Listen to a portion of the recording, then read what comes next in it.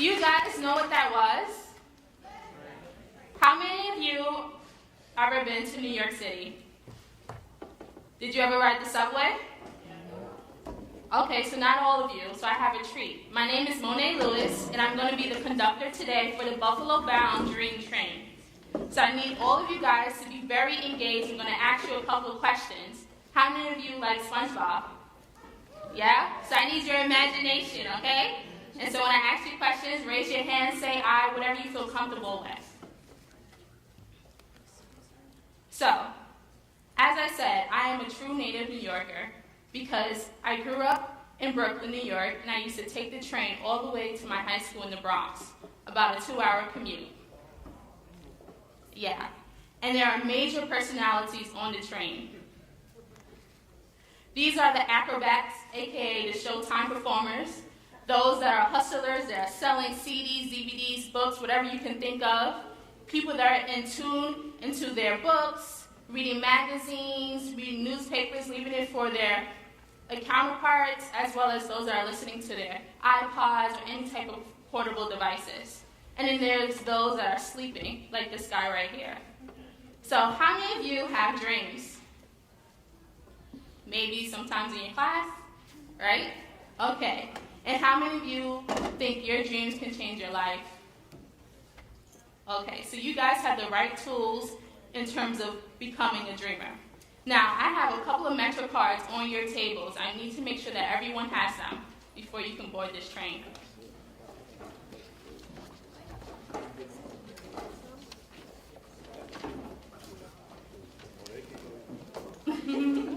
Okay, thank you. So this Metro card is not cheap. It actually costs $1, and the fare is $2.75. So make sure you hold on to them. They're going to be a guide for us on this new journey, and this ride is going to change your life. I promise. So what is a dreamer, you may ask? A dreamer is a person that takes responsibility of their actions, their life. They hone in on their own visions, despite with anyone that may say things otherwise. Friends, family, they keep that vision and they stay focused. And the unique thing about being a dreamer is that every person has their own dream. No matter if it's a similar aspect, it's different. And you have that power. So, how did I become a dreamer? Well, I wasn't always one. Actually, when I was younger, I suffered 2 losses. 2 of my siblings had passed, and I was separated from my family. And I was placed into foster care at the age of 7 to 13. And one of the challenges I had as being a former foster youth is talking about my family and about how many siblings I have. Well, there's actually 10 of us.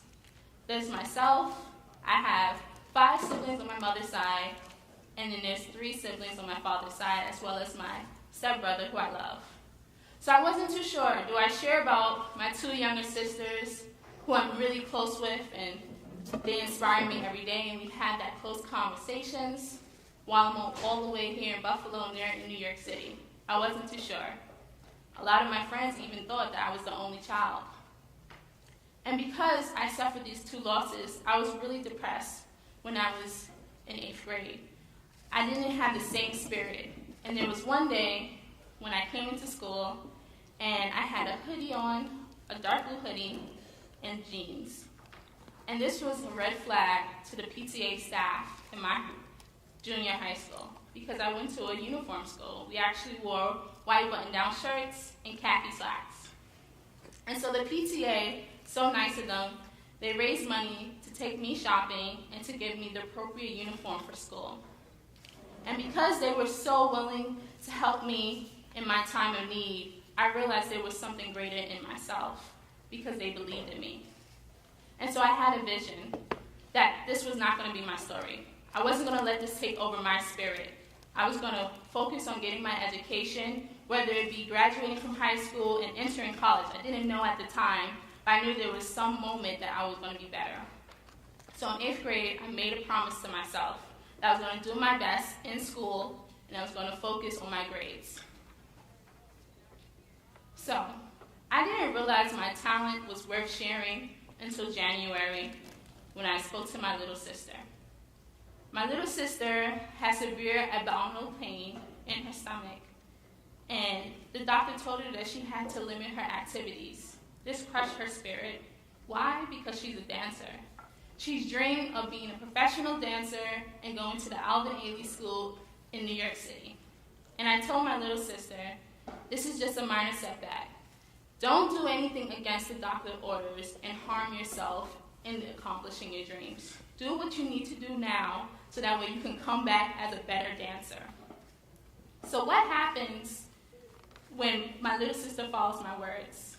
2 months ago, my little sister shared this on her social media account. Never give up on your dreams. Live your life as much as you can. Don't let nobody judge you for who you are. She is only 12 years old, soon to be 13. Truly inspired by her. So what might happen if you don't follow your dreams? You ever miss that important train to get to class? Or the bus along Elmwood to go to your high school?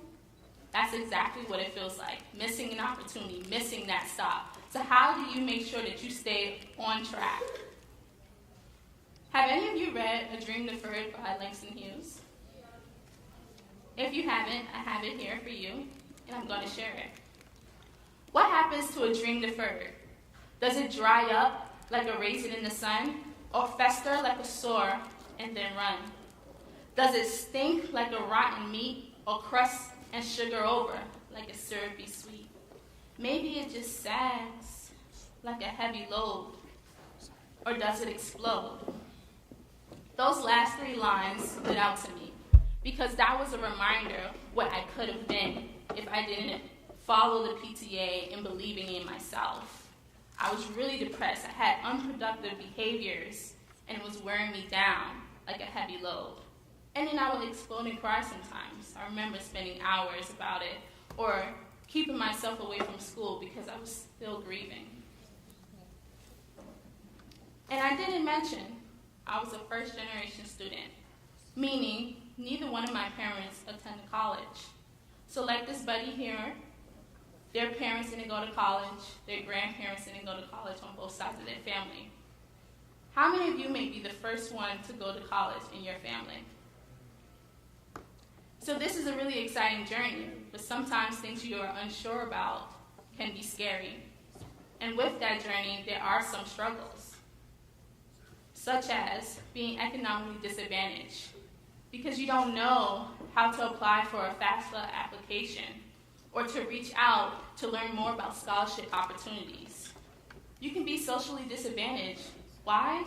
Because you may be the first person, not only in your family, but amongst your buddies to go to school. You are uncertain because you are going to be alone on this journey. And it could keep you distracted because you're thinking about my family is struggling, I want to go back home, I want to help them out. Maybe it's better for me to do this instead of going off to school. And because these are the same struggles, it can interfere with students' retention in college. So I have statistics here for you about first-generation students' persistence. 13% of low-income first-generation students are likely to drop out before the end of their first year. 18% will drop out prior to completing their degree. 21% of low-income first-generation former foster youth are likely to drop out before the end of their first year. 34% will drop out prior to completing their degree. Reading these things here is really alarming. Why? Because you hear these things that's saying that there's a great chance that you might not do it. Well, I am a living testament to let you know that you can, and you can get past these barriers because there's nothing holding you back as long as you have that vision to move forward. So how might you overcome these adversities? How did Monet do it? Well, I joined an empowering supportive network, the College Bound Achievers program, when I was in 11th grade. I was surrounded by other first-generational students that was embarking on this journey just like me. And we got to hear all the amazing, great college stories by students that are currently in college and then professionals that did the same thing. It was a peer-to-peer mentorship as well as a peer-to-professional mentorship. I got to learn about the FAFSA application process, how to apply to college. And to tell you the truth, prior to getting to Buffalo State, I never even stepped foot in Buffalo, didn't even know what it was. And that didn't stop me. I also joined new friendships, people that were living out their dreams and moving on to other things, working. I worked in high school and actually got my first job at Applebee's as a waitress. Saved $1,000 and I put into my first college account with Chase. And I was so excited because I made $1,000 and to be able to put it towards my school loans, books, and just different supplies that I would need in college. So here you have me, and this is my dreamer profile. I am a graduate student. I graduated high school, and I graduated from undergrad school last May. Completing my first year,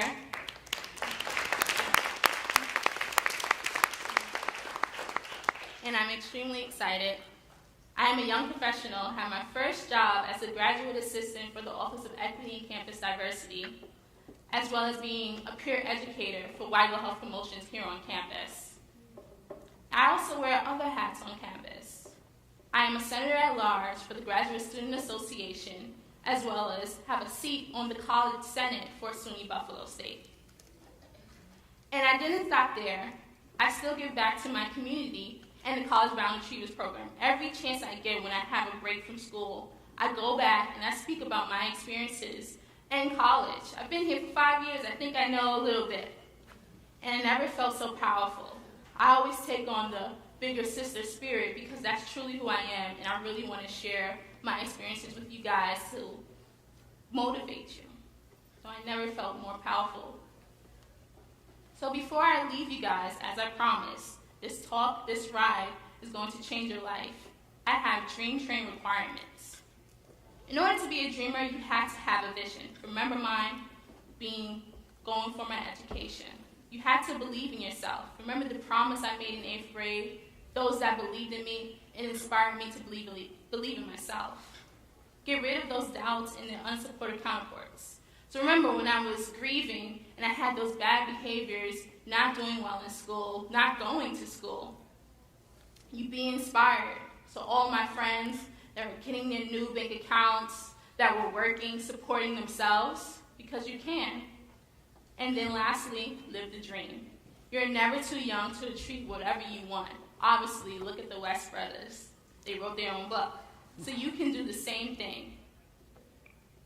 Thank you all. And I have this Subway Metro card, and behind it, just in case you ever feel that you may get off track, I have the Dream Deferred poem and also the requirements to achieve your dreams in case you are ready.